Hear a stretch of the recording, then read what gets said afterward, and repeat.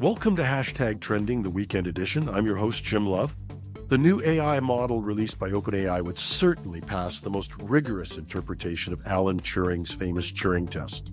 And as I'm sure most of us have heard many times by now, the Turing test was where Turing proposed that a true test of whether a computer system had achieved a human level of intelligence would be when you could fool a human into thinking it was having a conversation with another human.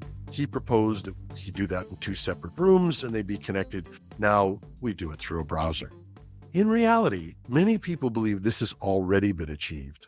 But if you didn't already, go back and see the video demo from OpenAI's 4.0 release. In that model that they're calling Chat 4.0, which I sincerely hope is a tribute to the old TV show Hawaii 5.0, but whatever, that model can not only read, but it can see and hear. It can pick up the emotion on faces and voices and respond emotionally. In too many other ways to mention, it could fool almost anyone. Now, there are a lot of positive things that can be done with a tool like this, but there's also lots of negative and dangerous things. When AIs can create content that humans can't detect, how will we protect ourselves? What will we do? Now, the idea of deep fakes and how they can be used in corporate consumer fraud has created a panic. But in reality, it's only part of a bigger issue. On the text side, it's already a huge problem. Some experts say that 10% of internet content could already be AI generated. That may be generous, that may be low. I don't know. Nobody knows. That's the point. And there are more than 200 books listed on Amazon that claim an AI author.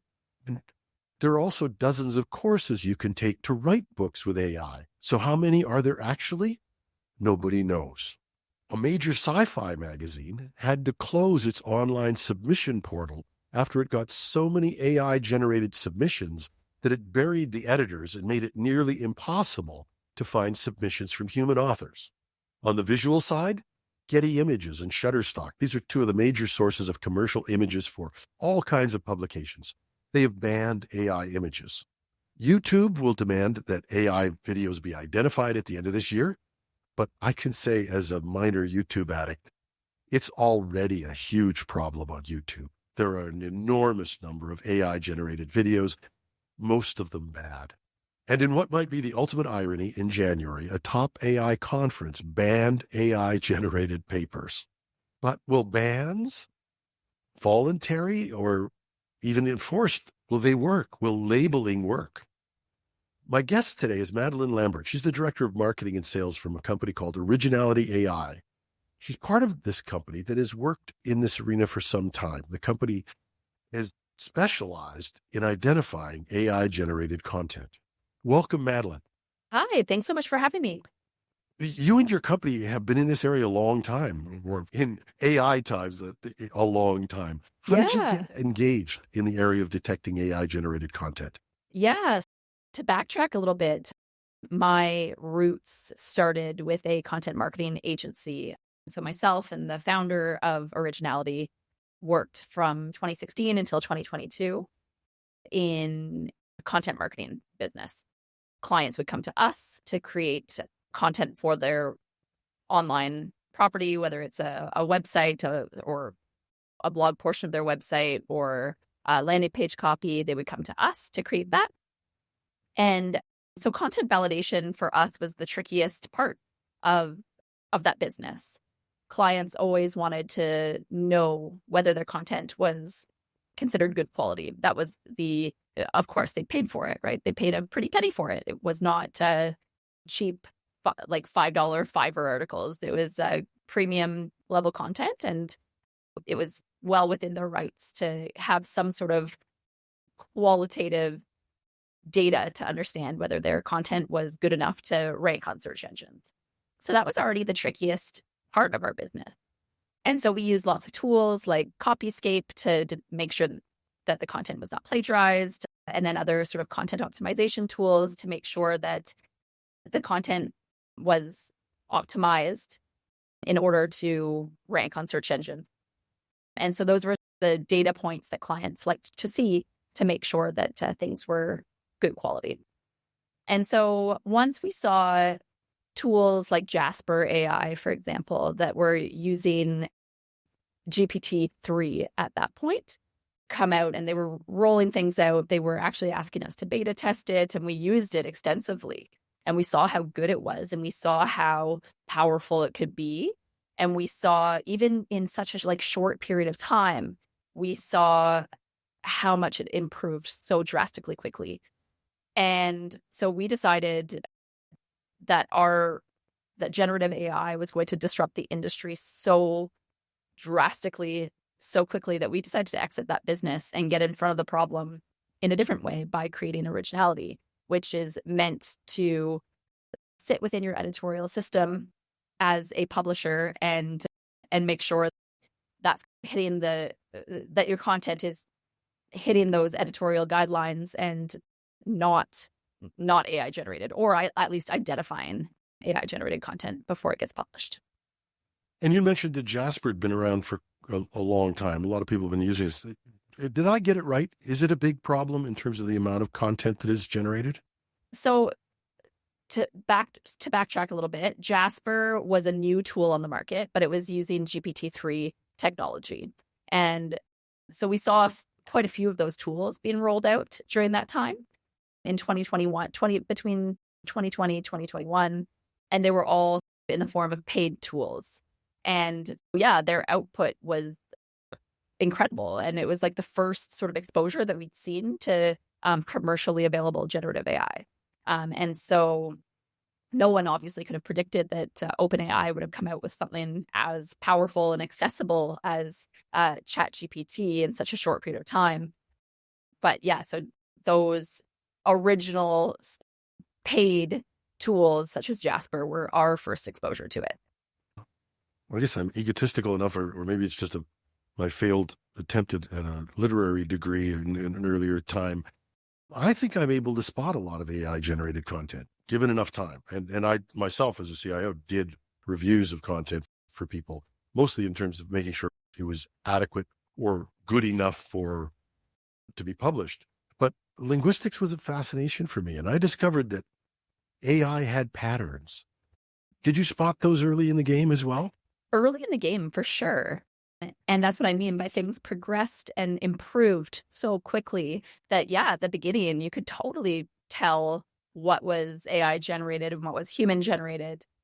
And there were definitely some very consistent patterns within generative AI outputs, right? But now it's improved so quickly, and they've just had so much more data to chew on that it's becoming increasingly difficult. And there have been lots of studies that have been real recently that have showed that actually humans can't tell with the naked eye what is AI generated and what is human generated in most cases. The first ones I couldn't tell the difference on. Standard marketing, copy, invitations, all of that sort of, the thing you expect the old copywriter to do. Right. And I think the reason for that is that stuff already was formulaic. And pretty as a matter generic. Of fact, you violated the formula at your own risk. They did it because it worked. So that one, I had trouble with those. Yeah. But the rest, I think you could spot the differences until recently. We study AI outputs all the time, and there are still certain things that would flag it for me, but it's becoming less and less frequent, and AI is getting smarter and swapping those words out. There are some distinct, weird word usage that I would never use in a sentence that I usually triggers some sort of flag for me. But again, and you can't prompt them out in some of them. In OpenAI, you literally can't. That superlative entry that it does in an amazing or in a enormous, that's so much part of copy that's out there that even when you try and prevent it in the prompt, you can't get rid of it. Or titles that say unveiling this, that, the other thing. And so when I get an email, that subject line is unveiling. So I'm this is definitely generated by AI. But that's OpenAI. Claude AI from Anthropic is a totally different story. Yeah. it can write prose, which is virtually indistinguishable from human text. Now, as a matter of fact, it's the favored tool for authors. Yeah, it's a very powerful tool. And we've actually just, our latest model for Originality, we got it to detect Claude, which is a big Really? thing for us. Yes. I'd ask you, but you probably have to kill me if you told me how, right? The same way that we trained it in the first several iterations, right? You just have a Okay, massive but data without set. giving your secret Yep. away, Okay, how do you sorry. do this? How do you train it to find this in virtually indistinguishable copy? So it's like a science around it, right? It's data science. It's, you feed it enough of Claude output and you feed it enough human validated output, and then it does its thing and it can distinguish the very subtle differences. Interesting. That's Mhm. actually turning itself against itself, because it creates from patterns in what it finds in text, and you're saying the patterns that it creates leaves a trace. Yeah, exactly. Wow. So what's the problem with AI generated content? I understand, and we went through the deep fake stuff. That's the stuff that gets everybody, and I get it, for consumer fraud and all those sorts of things. What's the problem with AI generated content? Who cares? Yeah, so great question. Some people don't care. Some people care. Google definitely cares. And if you care about your site ranking well on search engines, you should pay attention to the amount of AI generated content that you're publishing on your site, for sure. You say Google cares. They say they don't. Do you think Google is fibbing to us? Oh, that would be a big claim, but I would say that the data shows quite clearly that AI generated content is being punished by Google. And you watch the releases that it does. And I know there was a big fufura around the last release where people were talking about some stuff. But that happens every time Google is a major change to the algorithm. Sites drop off and people panic. Did that happen recently? Yes, in March 2024. So there were two major updates within the last calendar year. There's one in September, which was the helpful content update. And then there was one in March, which was the AI spam update. And so it's a really gray area as to what constitutes as AI spam. Is it just like AI ads? Is it just purely AI generated content that's being passed off as human? Like, what is AI spam? And it's something that Google hasn't really defined or put a lot of effort into clearly stating guidelines for people. But they've just de-indexed a massive number of sites, especially affiliate websites whose whole end game is content, right? And so they've been creating content for the last year or so, probably using generative AI to help them. And that industry has just been absolutely not abolished, but I'd say they've been hurt very badly. And yeah, when I mean like we're following the data, it's the writings on the wall. It's very clear that Google has a stance against AI. Yeah. And it's endemic in the white paper industry. There have already been sites for lead generation that are just full of white papers. And those at one point were created by fairly cheap writers. Most of cranking out stuff, some of it questionable content, some of it okay. But now that the genie's out of the bottle, there must be an amazing amount of white papers out there that are created by AI generated tools. Yeah, the proliferation of it on search engines, all of search engines, is astonishing. And Google is having some very serious challenges in keeping it at bay. And so there's update and algorithm update have been an attempt to keep it at bay. The problem we have, though, when it gets to technical issues, and just bringing it back to my audience, and which is largely a technology audience, is that if you use AI to create documents for people who use this stuff for technology, who need to count on the content, you have that awful thing of what are called hallucinations, which is really just errors that are hard to spot. But you have those hallucinations that can infiltrate the text and no one spots them. Is that a problem that you think is out there right now? Yeah, absolutely. That's the content validation problem that we have with this stuff.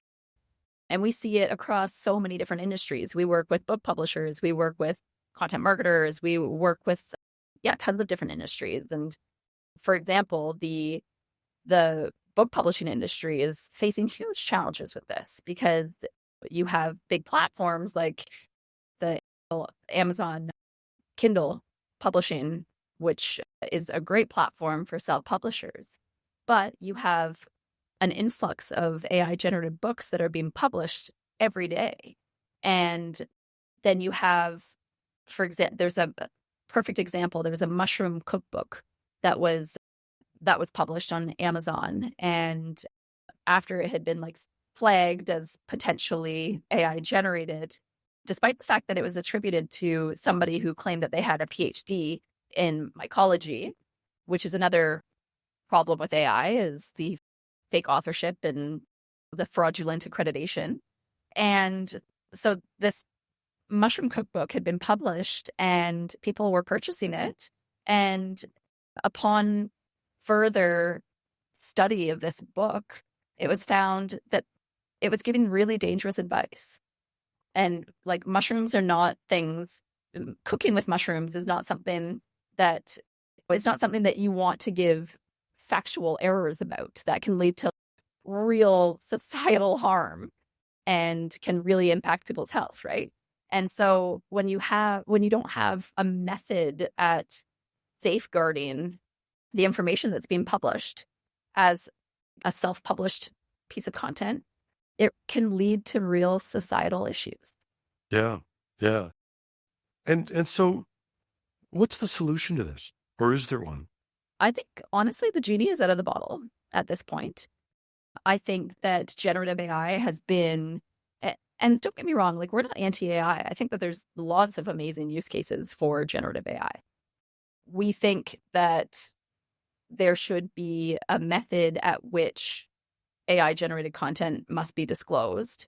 I think that companies need to implement clear use policies quicker than they have, and just to promote that sort of transparency and ethical usage of generative AI. And you're talking about a clear use policy. Now, Yeah. it's well known that many people are bringing AI tools to work regardless of what their employers think. Yeah. Do you mean a policy that will dictate how those tools should be used in the workplace? Yeah, I think so. How those tools should be used in the workplace. And then from a consumer standpoint, I want to know if I'm buying an AI generated book, and I believe that it should be mandatory for those things to be disclosed, because I am much more likely to A, not buy an AI generated book, and B, if I know that it's AI generated, then I'm going to be much more wary of its credibility in terms of the content that I'm consuming. So I think that consumers have the right to know, and I think that businesses have the responsibility to enforce that. And where do you go in the future with your tool? You obviously the text business. Will you get into the visual and audio content as well? No, I don't think so. I think that's a totally different beast. I'm not on the business development side, but I think that's a totally different beast. There are a number of really great tools out there that do the audio and do the image detection. But yeah, that's a totally different beast. And our wheelhouse is content. And so we're just going to double down our efforts on that and build out tools that are useful to publishers and people who are making content for the web. So companies need to build their own toolkit of the tools that they have a great policy. Anything else they should do? I think that we need, and I could, maybe this is like a utopia, or maybe a... Go for it. Utopia is not that bad sometimes. A utopia. But I think that people just need to get real about we have half of the global population that's facing an election in some way, shape, or form this year. And I think that we just need to get real about the dangers of AI, especially when we have such critical political things coming up. So I think that we need to get real about the dangers of it. And I think that people need to start being forced to use it a little bit more ethically than we have been over the last couple of years. We just, in terms of the content that we see being put through our tool, we know that generative AI is being used in ways that people state it's not. And so I think that we need to just get a little bit more honest and a little bit more real about the powers of generative AI. Do you know what I wish people would do? I wish we'd stop talking about teaching coding in schools, which will be an absolutely useless skill in 5 years. And I wish we'd start talking about critical thinking. That's my utopian wish. Because a bad idea that comes from AI, or a bad idea that comes from a person, or a suspect idea that comes from a person, a suspect idea that comes from AI, can still be detected by humans. Yeah. And I think that generative AI takes that critical thinking piece out of the creation process of a piece of content. And I think that's one of the dangers of it. I think that it's just, is it making us smarter? I don't know. When you have students that are adamant that they are submitting human generated content because they've generated this outline with ChatGPT and then filled in the blanks, it's okay. Yeah, you wrote the words, but the outline is the critical thinking piece, and you had a computer do that for you, or you had a large language model do that for you. Is that really your piece of content if you've just written the filler words between the actual hard work of thinking? Maybe that's just my view on it, but yeah, it's an interesting time for sure. I think we'll leave our audience with that. Time to think about this. My guest today has been Madeleine Lambert. She's the Director of Marketing and Sales from Originality.ai, a company that specializes in detection of text-based AI model, or text-based AI fakery, I guess you'd say, on it. Hashtag Trending goes to air 5 days a week with a daily news show. We love your comments. You could reach me at editorial@technewsday.ca, and I'll be back in the news chair on Monday morning.